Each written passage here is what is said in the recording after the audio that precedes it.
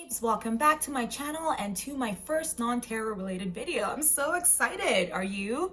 Well, today I'm reimagining the iconic Loud album cover from no other than, of course, our girl Riri. Yes, Rihanna. Can you believe it's been almost 10 years since she dropped the album in November 2010? Child, where has all that time gone? Anyways, since then, Rihanna has centered herself as one of the most iconic Black women of our generation, not only through her music, but through her philanthropy and her entrepreneurial ventures. Like most of you, I've been known to jam to the occasional, Rihanna song, especially in my heyday. But she did not jump up on my radar as somebody to watch and to admire until she began to reimagine and reinvent herself outside of the music industry. I don't know, I feel like, anybody can become a music star with the right marketing, a little bit of talent, the right investments, but not everybody can do what she's doing now. She single-handedly carved out a space for Black women in the beauty industry by forcing industry leaders to redefine and rethink their definitions of beauty, of diversity, when she launched the Fendi Foundation line in 2017. I mean, because of her, the game is forever changed. And she's also coming for her next now with Savage, by Fenty. And she may or may not have put some Victoria's Secret models out of their jobs, but oops. What else does this woman have up her sleeves? Like, I, for one, am excited to know what's next. And secret, I hope it's not music. I've personally been channeling Rihanna's energy from the Loud era all summer long. Can you tell? It's fearless, bold, unapologetic. It's completely freeing. The Loud album is upbeat, lighthearted, fun. Listening to it, you would never know that she was emerging at that time from probably one of the darkest periods of her life. Having been brutally assaulted by her then boyfriend Chris Brown and having to live out all that trauma publicly. But true to her image as a strong Black woman, she did not let that keep her down. She grew stronger and emerged, as her most authentic self. In fact, she describes the Loud album as the album that is truest to who she is. She rediscovered her joy, and was living her best life way before we even knew what that was. Red-haired Rihanna is definitely my favorite and an example of how we should all approach the dark periods in our lives. Seriously though, in my humble opinion, Rihanna is a visionary, a trendsetter, and a beacon of love and light for all Black women who dare to dream. So, with that said, enjoy my version of the album cover, a small tribute, aptly titled Louder. This is the photo that I started with. As you can see, the colors are a bit off. Right away, I went into effects to reduce clarity because I could not stand the sight of my pores, honey, okay? Not that pores, anything wrong with pores, but when you are doing a photo like this, you want to take away any distractions and have people focus very clearly on the subject and, what you're trying to show off, your artistic skills. So get rid of any blemishes, any pores, whatever it is. So once that was done, I went into light to try and match the light to the photo, and I thought the point curve tool would be the most beneficial tool to do this with. So as you can see here, I've already lightened up the image a little bit so it's closer to her skin tone, and now I'm playing with the blue channel to try and add some of the bluish hue that you see in the photo back into my photo. And this one's really a matter of playing around with the various points and seeing if you can get to a point that suits your liking. There isn't really a method to this, but as you can see, I'm dragging various points around, and I'll do this for quite a while until I feel like I have a tone that is close enough or close to what I want to achieve. This is looking good, so I've gone into blacks to try and pull out the black. So you can see her photo is very shadowy, and that's really what makes it so eye-catching, the contrast between the shadows and the lights. And so I'm trying to pull out the blacks and to achieve that same look. Now that I've done that, I'm thinking of going into color to adjust the red. Again, this photo is quite vibrant, the colors, so I'm gone into the color mixer to isolate the reds in the photo and to play around with them a little bit and really make them pop.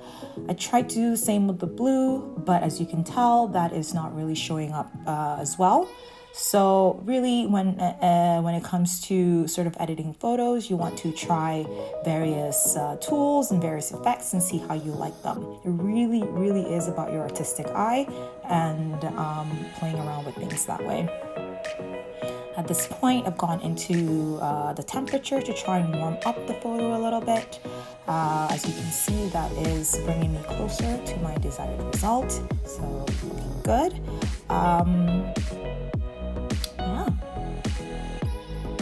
As you can see in my version, my shadows are not as popping, so I'm going to be playing around for the next little while with the blacks, with shadows, as well as with the blue channel in our point curve to try and see if I can get it as close as possible. Again, remember, this is my take on the photo, and I don't know how the photo editor edited this specific photo, so it's going to be quite difficult to achieve the exact result, but I'm going to try to get as close as possible, or something quite pleasing. Here I'm just trying to brighten the overall photo up a little bit. You can see the highlights on her face are quite prominent, so I'm trying to use that same effect here to achieve the same effect.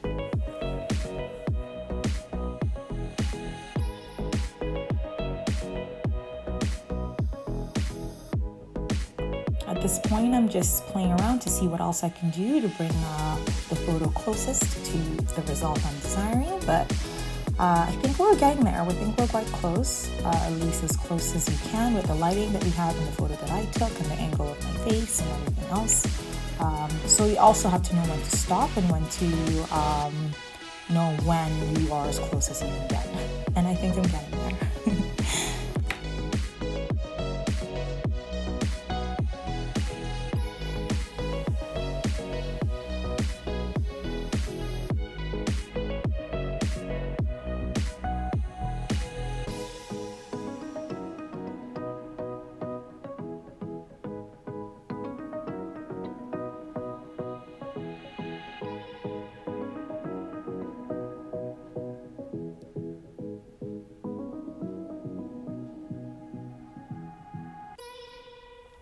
As you can see, I spent quite a bit of time in that blue channel, really adjusting the various tones, hues to try and match the overall effect of the original album cover. So be patient when you're working on photos like this. Really go in and try different things out. You can always undo if something doesn't work out, but it's always good to know what slight adjustment you need to make to get you where you need to go. And if you test it out, you'll know sort of what the next step needs to be, right? So it's a matter of just trial and error in some of these instances. So right now I think we are looking pretty good. I'm liking it quite a bit. So we're gonna scroll down now to try and I used the color noise reduction to blend all the colors together. I didn't want there to be too much of a stark contrast to anything or something to look unnatural or jarring. So the color noise reduction sort of gives you that nice blended effect. I'm also going into geometry to try and match the angle of the face a little bit better. As you can see, she's facing more front than I am. By rotating the photo slightly and adjusting the scale, I'm able to mimic this effect.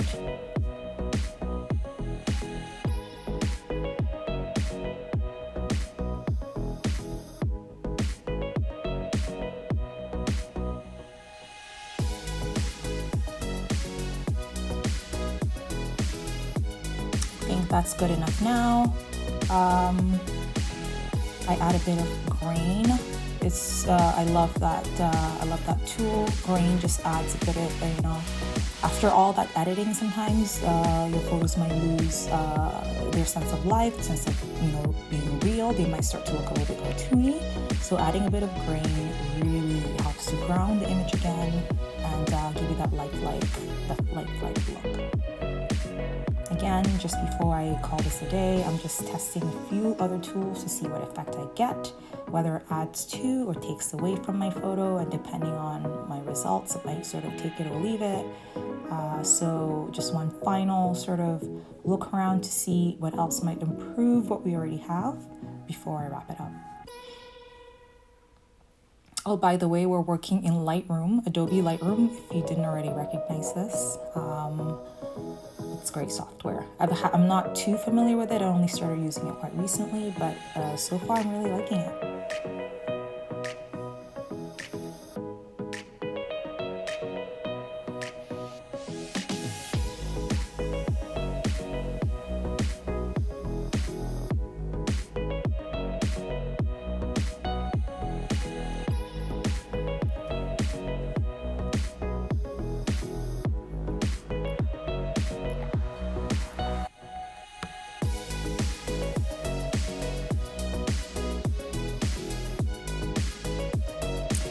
One last stab of adding in more glue.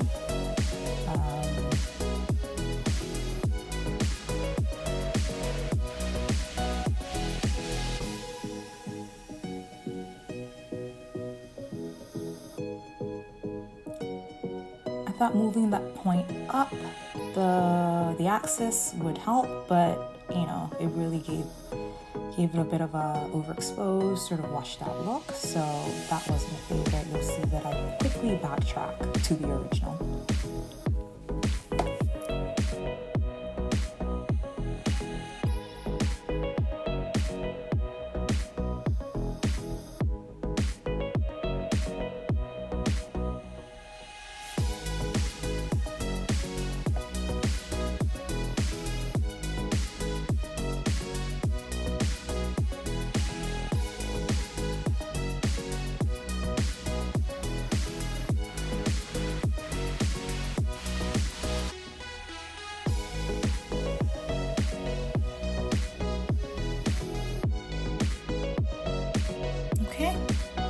By this point, I think this is as good as we're going to get, as close as we're going to get. So I'm gonna probably wrap up here, but we're not done. There's one last application we'll have to go into to get the final result. But yeah, we're almost done with Lightroom, and I'm just gonna put the photos now side by side to see how close they look to each other. If I've got the colors right, if I've got the tones right. I thought it looked pretty good. Let me know what you guys think.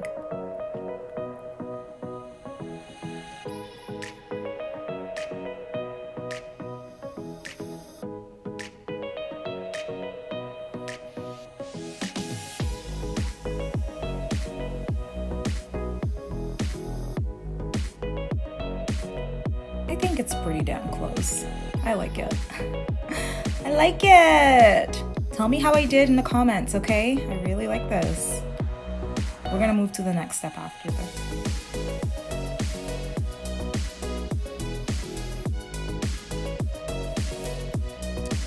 Next, I took the photo into FaceTune for some minor touches before I finished off.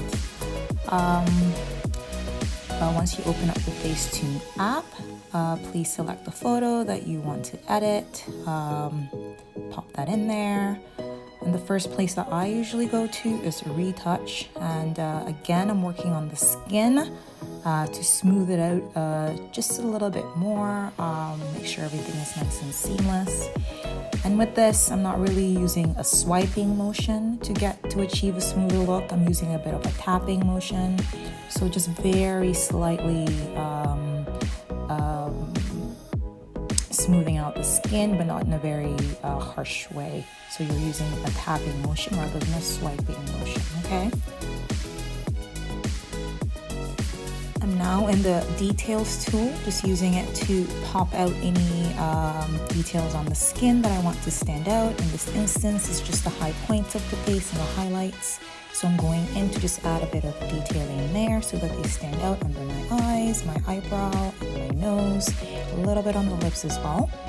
So that was quick. Now I'm off into edit to see if I can play around with color, shadows a little bit again here. I played around with the brightness a little bit. It wasn't really needed, as you can see, so I stopped that. Color wasn't really adding anything I didn't already sort of have. I think here I only added a bit of shadow, which I thought made the photo just look a little bit better. It wasn't even a lot at all, just a little bit more shadow there to build on the contrast, and that was it.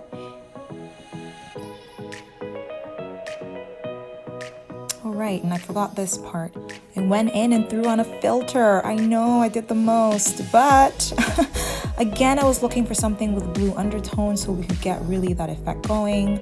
I ended up finding something under, what's the name of that thing? Filter there? Frings? I can't remember. But I thought adding a bit of that effect would sort of bring me a little bit closer to my desired endpoint. So I only sort of used about 40% of that effect, and this is the final result. This is what we ended up with as our final product. I have for you today, guys. Thank you so much for sticking around till the end and for watching this with me. I hope you found the tutorial useful. Do let me know if you plan on sort of recreating the cover yourself. Go ahead, do it. It's so much fun. Get dolled up, take a couple photos, hop into Lightroom, hop into FaceTune, and see if you can get your own loud album cover. And if you do, please let me know about it in the comments, okay? Until next time, please don't forget to like this video, share it with some friends if you think they might like it as well. Subscribe, and I look forward to seeing you back here the next time. Take care. Bye.